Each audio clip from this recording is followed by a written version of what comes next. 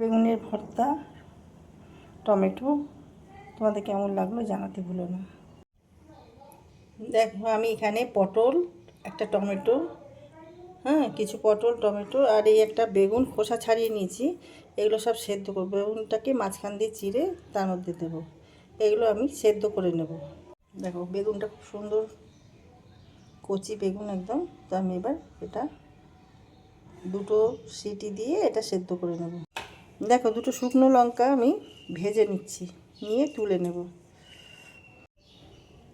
পেঁয়াজ ভেজে নেব।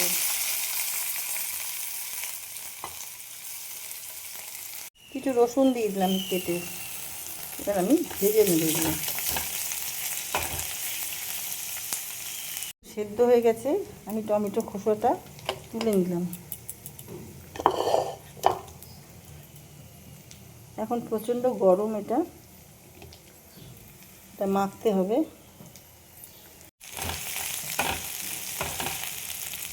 এর মধ্যে দুটো কাঁচা লঙ্কা দিয়ে দিয়েছি কেটে। পেঁয়াজগুলো ভাজা হয়ে গেছে।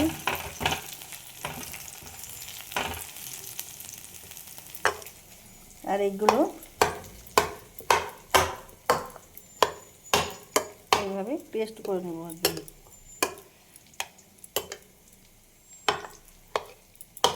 এটা ভীষণ গরম, এখনো হাত দিতে পারছি না।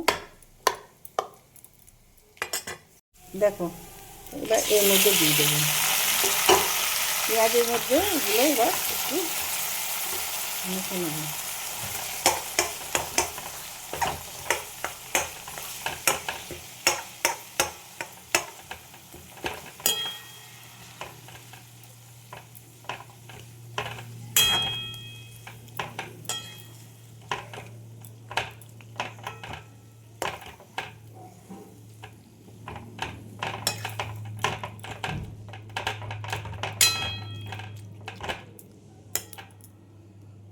দেবো নুন, পরিমাণ বুঝে নুন দিয়ে দেবো।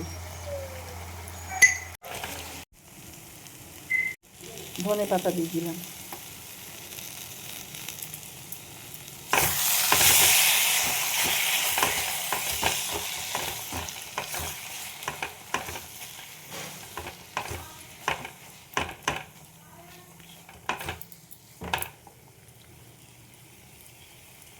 রান্নাটা আমার হয়ে গেছে, আমি এবার নামিয়ে ফেলবো। লঙ্কাগুলো আমি এর উপর দিয়ে দেবো, মাখিয়ে নেব।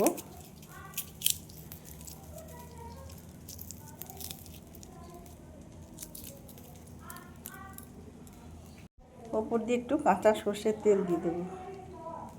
ব্যাস হয়ে গেল পটল বেগুন ভর্তা। তো তোমাদের কেমন লাগলো এই রেসিপি জানাতে ভুলো না।